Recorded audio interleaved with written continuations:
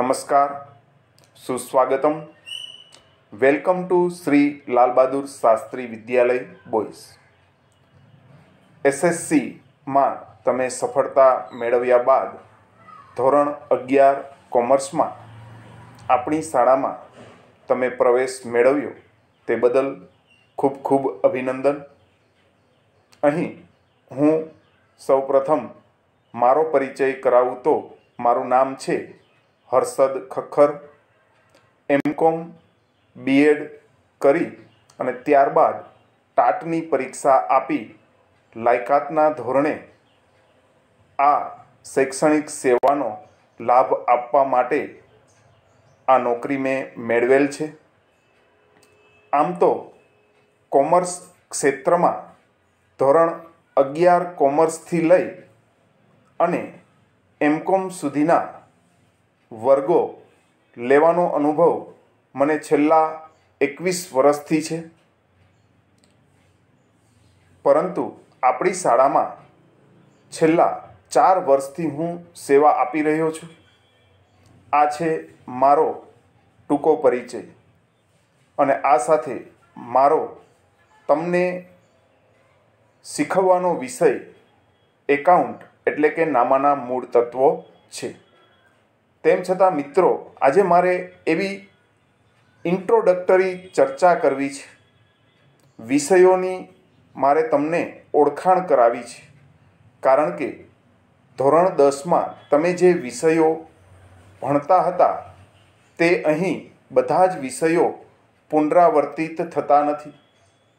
एटले के आ धोरण 11 कॉमर्स थी तमारे अमुक नवा विषयो भणवाना छे। तो मित्रों, आपणे तेना विषे चर्चा करीए।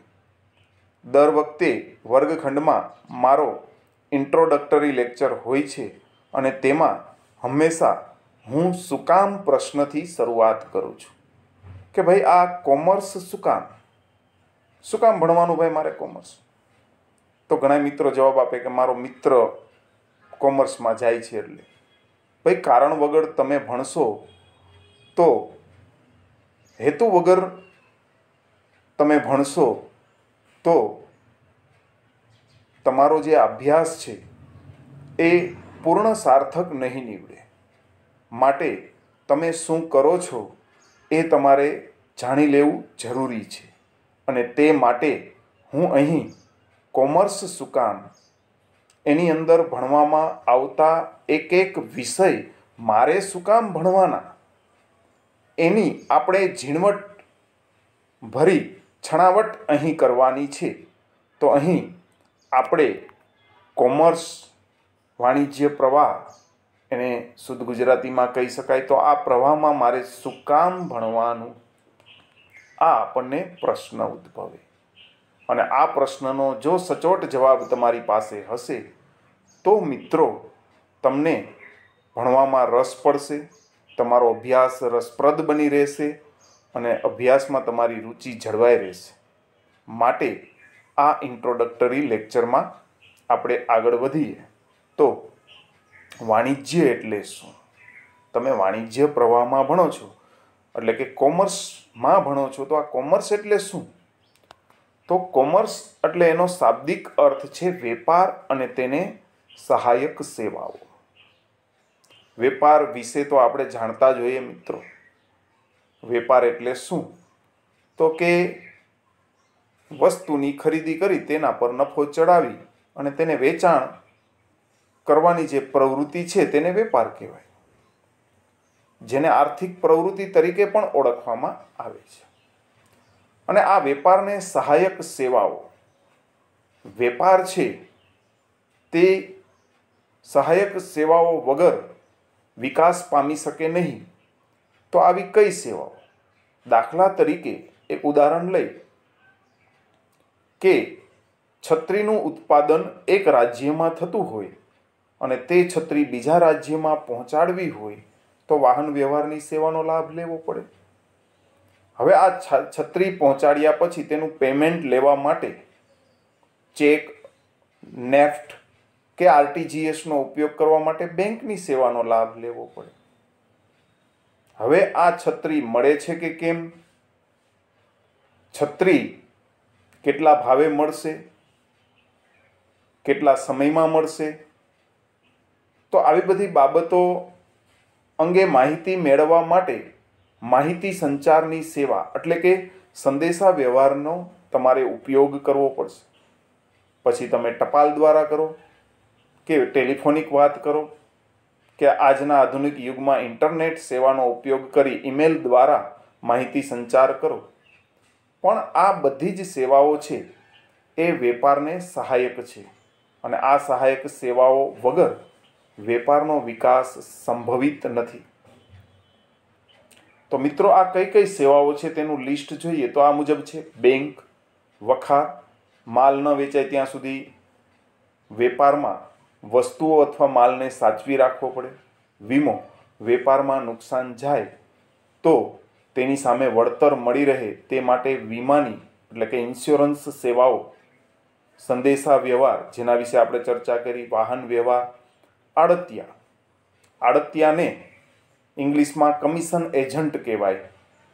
આડતિયા શબ્દથી આપણે બહુ પરિચિત ન હોઈએ, પણ કમિશન એજન્ટ કહીએ અથવા દલાલ કહીએ તો તરત તમને ખ્યાલ આવી જાય. એટલે કે ખરીદનાર અને વેચનાર બંને પક્ષકારને ભેગા કરી દે એવી સેવાઓ કે જેનાથી વેપારનો વિકાસ થાય. અને આ વાણિજ્ય આપણે એટલે ભણવાનું છે કે આ બધી જ જે સેવાઓ આપતી સંસ્થાઓ છે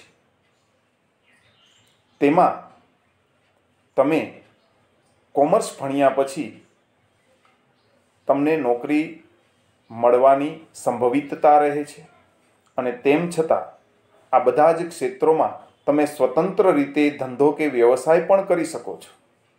કોમર્સમાં અથવા કોમર્સના વિષયોમાં એટલી બધી આવડત છે કે ધંધાના મુખ્ય 3 સ્વરૂપ છે. આમ તો 4 સ્વરૂપ કહી શકાય: એકાંકી પેઢી એટલે કે ધંધાનો માલિક એક હોય, ભાગીદારી પેઢી એટલે કે એક કરતાં વધારે માલિકો કે ભાગીદારો દ્વારા ધંધો ચલાવાતો હોય, ત્યાર પછી કંપની અને સહકારી મંડળી. આમાંથી કોઈ પણ સ્વરૂપમાં તમે તમારી આર્થિક પ્રવૃત્તિ કેમ કરી શકાય તે બાબતનું ઝીણવટભર્યું જ્ઞાન આ કોમર્સમાં આપવામાં આવે છે અને તેના માટે અનેક વિષયો તૈયાર કરવામાં આવ્યા છે અને એમાંથી આપણે ચોક્કસ વિષયોનો અભ્યાસ કરવાનો છે. તો અહીં આશા રાખું છું કે તમને સમજાઈ ગયું હશે કે વાણિજ્ય પ્રવાહમાં અથવા કોમર્સમાં આપણે પ્રવેશ શું કામ લેવાનો છે. આ કોમર્સ સ્ટ્રીમની અંદર આપણે કેવા પ્રકારના વિષયોનો અભ્યાસ કરવાનો છે, કેવી કેવી સેવાઓમાં આપણે આપણી આર્થિક પ્રવૃત્તિ કરી શકશું, કારકિર્દી બનાવી શકશું, એ બાબત આપણે અહીં થોડુંક સમજવાનો પ્રયત્ન કર્યો છે. હવે મિત્રો, વાણિજ્ય ભણવાને કારણે આ બધી જ જે સેવાઓ છે એ ઉપરાંત તમે સ્વતંત્ર ધંધો કે સ્વતંત્ર વ્યવસાય પણ કરી શકો તેવી બાબતોને આ વાણિજ્ય પ્રવાહમાં સમાવી લેવામાં આવેલ છે. આગળ વધીએ તો કારકિર્દી વિશે મેં વાત કરી કે કારકિર્દી એટલે શું. કોઈ મિત્રો કે ભાઈ હું મામલતદાર થઈ જાઉં તો મારી કારકિર્દી બની ગઈ, હું કલેક્ટર થઈ જાઉં તો મારી કારકિર્દી બની ગઈ. પણ મિત્રો, અહીં કારકિર્દી એટલે તમારે સમાજમાં એક એવું સ્થાન મેળવવાનું છે કે જે સ્થાન સન્માનીય હોય, સાથે તમારી આર્થિક પ્રવૃત્તિ, તમારા ઘરનું ભરણ પોષણ કરી શકો એવો એક કોઈ હોદ્દો મેળવવો, એક એવું સ્થાન મેળવવું, એક એવી પ્રવૃત્તિ કરવી એટલે કારકિર્દી. હું તો કારકિર્દી સરળતાથી પણ બનાવી શકાય અને એક જ બાબત હંમેશા કારકિર્દી માટે હોતી નથી. મેં વિદ્યાર્થીઓને વર્ગખંડમાં જે ઉદાહરણ આપેલું છે એ અત્યારે હું આપવા ઈચ્છું છું એ આ મુજબ છે મિત્રો કે તમારી પાસે કાંઈ નથી, તમારી પાસે અભ્યાસ માટે અવકાશ નથી, કોઈ વસ્તુ નથી, ત્યારે તમે સતત દોડતા રહ્યો ને તો પણ કારકિર્દી બની જાય એવો એક મારી પાસે ખ્યાલ છે. દોડતા તો આવડે ને, ખાલી દોડતા તો દોડતા આવડે ને તો પણ આપણી કારકિર્દી બની જાય. એક નાની એવી બાબતથી હું તમને સ્પષ્ટ કરું કે તમે જે જગ્યાએ રહેતા હોય તેની આજુબાજુ કોઈ મેદાન, કોઈ ખેતર, કોઈ વરંડો, આવી કોઈ પણ સ્થળ મેળવી લ્યો અને ત્યાં ફક્ત 5 રૂપિયાની ચૂનાની થેલી અને એક દોરી, એક માપપટ્ટી લઈ અને 100 મીટર, 200 મીટર અને 400 મીટરના નિશાન બનાવી લ્યો અને રોજ દોડ કરો. તમે આજે દોડવાની શરૂઆત કરો અને મહિના પછી તમે દોડવાનું ચાલુ રાખો તો મહિનાના અંતે તમારી સ્પીડ વધશે કે ઘટશે? એક અભ્યાસ એવું કહે છે કે તમારી સ્પીડ દોડવાની વધશે અને ટાઈમ ઘટશે, તમારી મંજિલ સુધી પહોંચવાનો સમય ઘટશે. પ્રેક્ટિસ મેક્સ મેન પરફેક્ટ એ સિદ્ધાંત અનુસાર પ્રેક્ટિસથી એમાં પણ તમે તમારો સતત વિકાસ કરી શકો છો. અત્યારે ઇન્ટરનેટ સેવાનો માધ્યમ દ્વારા જાણી લઈએ કે ઓલિમ્પિક અને એશિયાડ ઓલિમ્પિક આ બધી જ ગેમ્સમાં દોડમાં રેકોર્ડ શું છે. દોડવાવાળા વ્યક્તિ જેને ગોલ્ડ મેડલ મેળવ્યો તેને કેટલી સેકન્ડમાં આ દોડ પૂરી કરી એ માહિતી મેળવ્યા બાદ ત્યાં સુધી દોડો કે તેની સમકક્ષ તમે ન થઈ જાઓ, તેના જેટલી જ ઝડપ તમે કેળવી લ્યો અને ત્યાર પછી તમે કોઈ પણ સ્પોર્ટ્સ ક્લબ કે કોઈ પણ રમતગમતની સંસ્થામાં તમારું નામ નોંધાવી અને આમાં પણ તમે કરોડપતિ થઈ શકો છો. ઓલિમ્પિકમાં ગોલ્ડ મેડલ મેળવવો એ કોઈ નાની બાબત નથી, પણ જો તમે આ ક્ષેત્રની અંદર તમારી ધગશ, સતત મહેનત, અથાગ પ્રયત્ન કરો તો પણ આ રીતે પણ કારકિર્દી બને છે. એના માટે ઘણા બધા ઉદાહરણો છે. આપણા ભારતમાં ચેસમાં વિશ્વનાથ આનંદ, ટેનિસમાં સાનિયા મિર્ઝા, તો આ બધા ઉદાહરણો છે મિત્રો કે કારકિર્દી આ રીતે પણ બને છે. બીજું ઉદાહરણ લઈ તો ગાયન ક્ષેત્રમાં તમે આગળ વધો તો લતા મંગેશકર, મુકેશ, કિશોર કુમાર, આ ક્ષેત્રમાં પણ તમે કારકિર્દી બનાવી શકો છો. તો મિત્રો, કારકિર્દી શું છે એ સમજાઈ ગયું હશે આશા રાખું છું. ત્યાર પછી આપણે આગળ વધીએ તો આપણે આપણા મુખ્ય વિષય તરફ જઈએ કે કોમર્સમાં અભ્યાસ કરવાના વિષયો કયા અને આપણે આ શું કામ ભણવાના એ આપણે ખાસ સમજવું છે આજે. તો આપણે આગળ વધીએ તો વિષય નંબર 1 ગુજરાતી. સાહેબ, અમે તો ગુજરાતમાં જન્મ્યા, અમે રોયાય ગુજરાતી ભાષામાં, અમે હસ્યાય ગુજરાતી ભાષામાં, તો હવે અમારે આ ગુજરાતી તો અમે જન્મ્યા ત્યારથી બોલતા આવડે છે, તો અમારે આ ગુજરાતી શું કામ શીખવાનું? આવો પ્રશ્ન થાય મિત્રો આપણને. ત્યારે હું કહું છું, શું કામ ભણવાનું? મિત્રો, અત્યાર સુધી તમે જે ગુજરાતી ભણ્યા તેમાં પાઠના ઘણા પ્રકારો આવતા હશે. નવલિકા આવે, નિબંધ પ્રકારનો પાઠ આવે, ટૂંકી વાર્તા પ્રકારનો પાઠ આવે, એવી જ રીતે કવિતાના ઘણા પ્રકારો આવે. પદ છે, હાઇકુ છે, ખંડકાવ્ય છે, આખ્યાન છે. તો ગુજરાતીનું વ્યાકરણ અને ગુજરાતી વિષય તમને સાહિત્યની રચના કેવી રીતે કરી શકાય, કેવી રીતે થતી હોય, સમાસ, છંદ વગેરે બધું શીખી અને તમે પણ એક રચના કરી શકો છો. તમે પણ લેખક કે કવિ બની શકો છો. સાવ ટૂંકમાં કહું તો ગુજરાતીમાં પણ કારકિર્દી બને છે મિત્રો.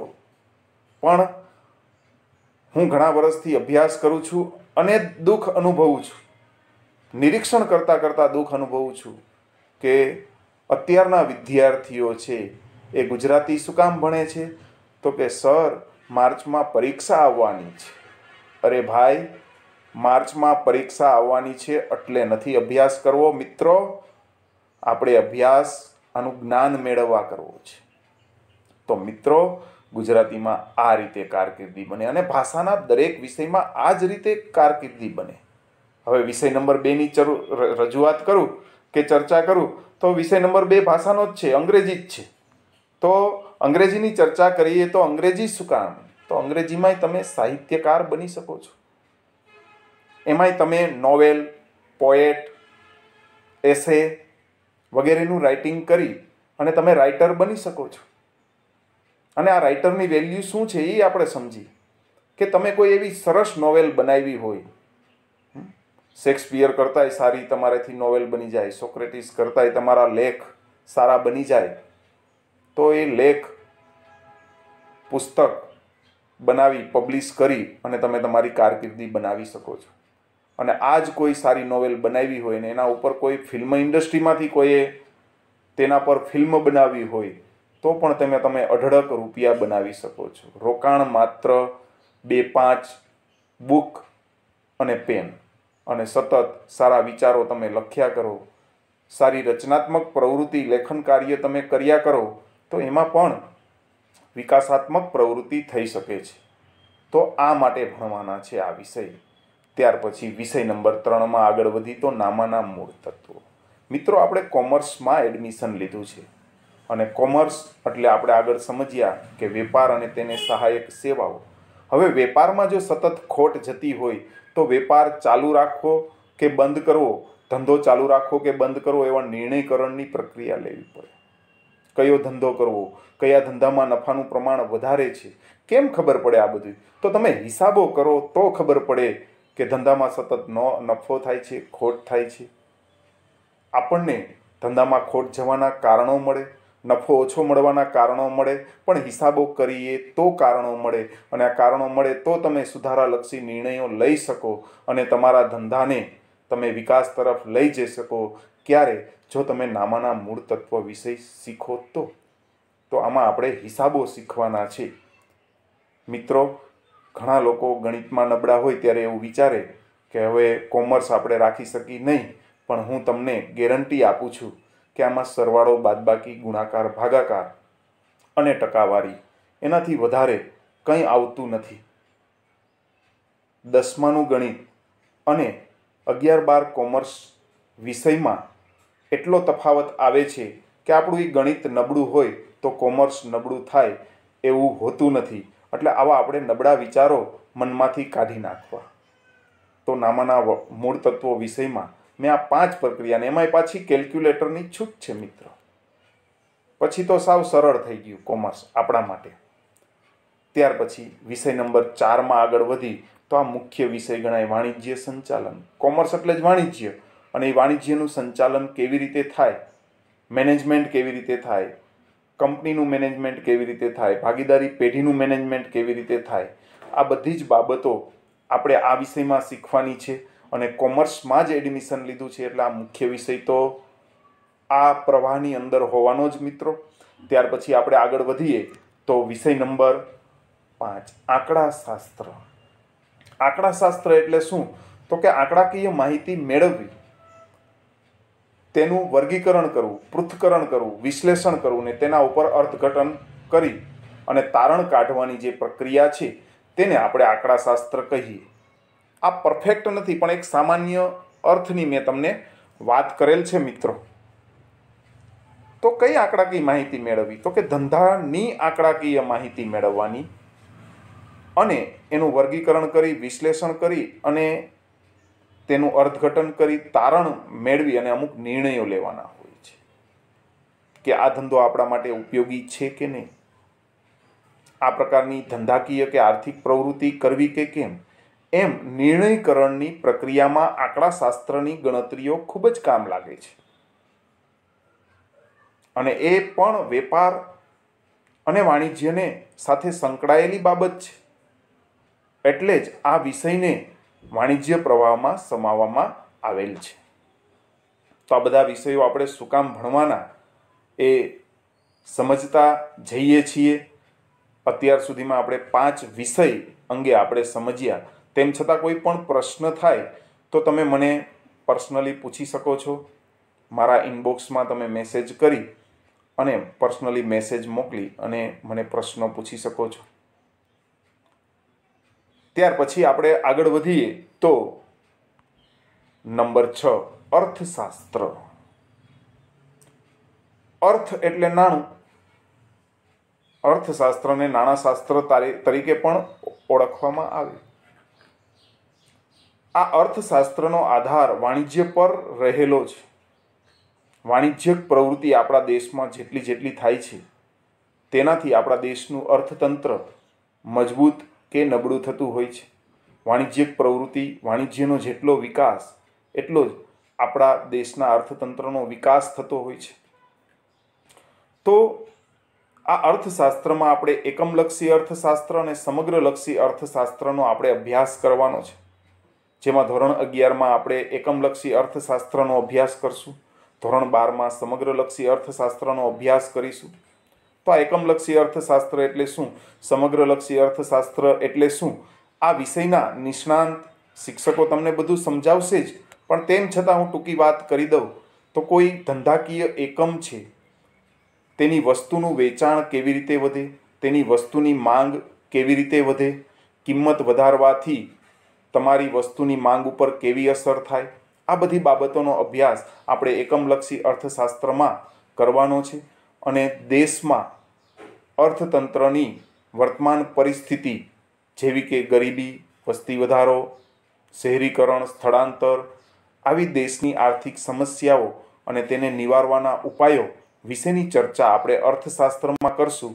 અને આ બાબત પણ અને આ વિષય પણ વાણિજ્ય સાથે સંકળાયેલો છે, વેપાર સાથે સંકળાયેલો છે, ધંધા સાથે સંકળાયેલો છે. તેથી આ વિષયને અહીં સમાવવામાં આવેલ છે અને આવી બધી બાબતોનો આપણે અભ્યાસ કરવા આ વિષય આપણે અહીં ભણવાનો છે. વિષય નંબર 7ની વાત કરીએ તો SP એન્ડ CC, એના ફૂલ ફોર્મની ચર્ચા કરીએ તો સેક્રેટરિયલ પ્રેક્ટિસ. SP એટલે સેક્રેટરિયલ પ્રેક્ટિસ. સેક્રેટરિયલ પ્રેક્ટિસ એટલે કે સેક્રેટરી અંગેની માહિતી આપણે અહીં મેળવવાની છે. ખાસ કરીને કંપની કે કોર્પોરેટ લેવલના જે બિઝનેસ છે તેમાં સેક્રેટરીનો એક હોદ્દો હોય છે. અને આ સેક્રેટરીની લાયકાત શું, સેક્રેટરીની ફરજો શું, સેક્રેટરીના કાર્યો શું, સેક્રેટરીએ કંપની ધારાનું કયું જ્ઞાન મેળવવું પડે, આ બધી ચર્ચાઓ જે છે એ આપણે SP વિભાગમાં કરીશું. જ્યારે CC એટલે કોમર્શિયલ કોરસ્પોન્ડન્સ એટલે કે વાણિજ્યક પત્ર વ્યવહાર. મિત્રો, વાણિજ્યક પત્ર વ્યવહારમાં વાણિજ્ય શબ્દ, વાણિજ્ય એટલે કોમર્સ શબ્દનો ઉપયોગ થઈ ગયો અને કોમર્સ શબ્દ આવે છે એટલે જ સમજી શકાય કે આ વિષય કોમર્સમાં શું કામ રાખવામાં આવ્યો છે. વાણિજ્યક પત્ર વ્યવહાર એટલે કે ધંધામાં તમારે કોઈ વસ્તુની ખરીદી કરવી હોય તો પૂછપરછના પત્રો, ધંધામાં તમારે ઓર્ડર મૂકવો હોય તો ઓર્ડરના પત્રો, ધંધામાં ઓર્ડર મેળવ્યા બાદ એમાં કોઈ કમ્પ્લેન હોય, કોઈ ફરિયાદ હોય તો ફરિયાદના પત્રો, ઉઘરાણીના પત્રો, આ બધી બાબત વિશે આપણે આ વિષયમાં અભ્યાસ કરવાનો છે. અને જે વિષય પણ વાણિજ્ય સાથે સંકળાયેલો છે એટલે આપણે આ વિષય, આપણે પત્ર લખવાની શૈલી, પત્ર લખવાનું કૌશલ્ય કેળવવાનું છે. ઉઘરાણી કરતા હોય તેમ છતાં પણ ઉઘરાણી જેવું ન લાગે તે રીતે પત્ર લખવાના હોય છે. મિત્રો, આ કોમર્શિયલ કોરસ્પોન્ડન્સમાં યુ એટીટ્યુડનો ઉપયોગ કરવાનો છે. તમને થાય કે આ યુ એટીટ્યુડ એટલે શું, તો સમજાવી દઉં કે મિત્રો, ધંધો કરવો એ આપણને સરળ લાગે છે, પણ આજના સ્પર્ધાત્મક યુગની અંદર તમે યુ એટીટ્યુડ નહીં રાખો તો ધંધામાંથી ફેંકાઈ જતા વાર નહીં લાગે. યુ એટીટ્યુડ એટલે કે સામેની વ્યક્તિને મહત્વ આપો. ઉઘરાણી કરો ને ત્યારે પણ મિત્રો આપણે એમ કહેવું પડે કે જો તમે તમારું પેમેન્ટ નિયમિત કરતા રહેશો તો તમારી બજારમાં પ્રતિષ્ઠા વધશે. એમને આપણે એમ નથી કહેવાનું કે તમે અમને પેમેન્ટ નિયમિત આપી દો તો અમને લાભ થાય. આપણે એવું નથી કહેવાનું. તમને લાભ થાય એવી વાત કરવાની છે. આપણે આપણા લાભની વાત કરવાની નથી. અને એવી રીતે પત્રો લખવાની જે આ શૈલી છે એ આ વિષયમાં આપણે શીખવાની છે. અને ત્યાર પછી અંતિમ વિષયની ચર્ચા કરીએ તો કમ્પ્યુટર. કમ્પ્યુટરના યુગમાં મારે તમને આજે વધુ ન સમજાવવાનું હોય કે આજે દરેક ક્ષેત્રમાં, વાણિજ્યના કે વિજ્ઞાનના કોઈ પણ ક્ષેત્રમાં કમ્પ્યુટર અત્યારે ધીમે ધીમે અનિવાર્ય સમાન બનતું જાય છે, ત્યારે કોમ્પ્યુટર વિશેનું જ્ઞાન હોવું ખૂબ જ જરૂરી છે. ભવિષ્યમાં કારકિર્દી માટે પણ મહત્ત્વનો વિષય છે. પણ મિત્રો, આપણે અહીં 8 વિષયનો અભ્યાસ નથી કરવાનો.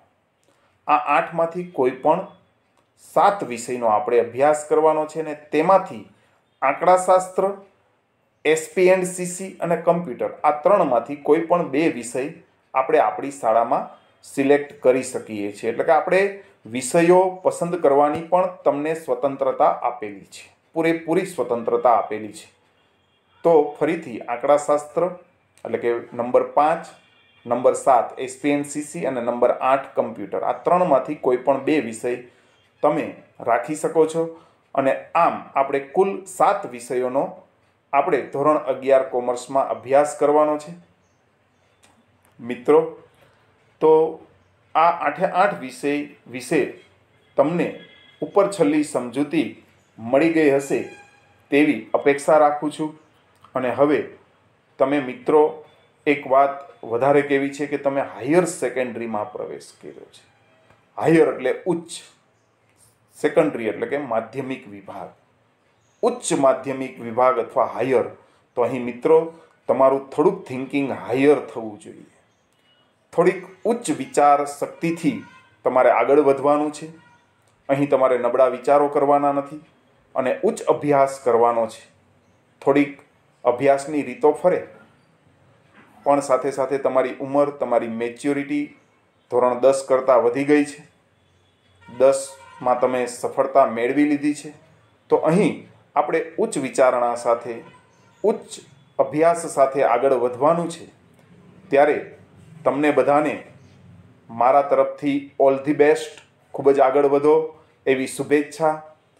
અને આ કોરોનાની મહામારીના સમયમાં બને ત્યાં સુધી ઘરે રહો, સુરક્ષિત રહો, કામ સિવાય ક્યાંય બહાર નીકળવું નહીં. તમારો અભ્યાસ ઘેર બેઠા ચાલુ રહેશે એવી હું તમને ખાતરી આપું છું. અમારા તમામ શિક્ષક મિત્રો અને આચાર્ય વતી પણ હું તમને ખૂબ ખૂબ શુભેચ્છા પાઠવું છું. આપણા ટ્રસ્ટી શ્રી અલ્પનાબેન ત્રિવેદી, મનસુખભાઈ જોશી વતી પણ હું તમને ખૂબ ખૂબ શુભેચ્છાઓ પાઠવું છું.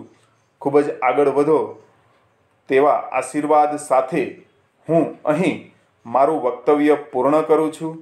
આભાર અને અસ્તુ.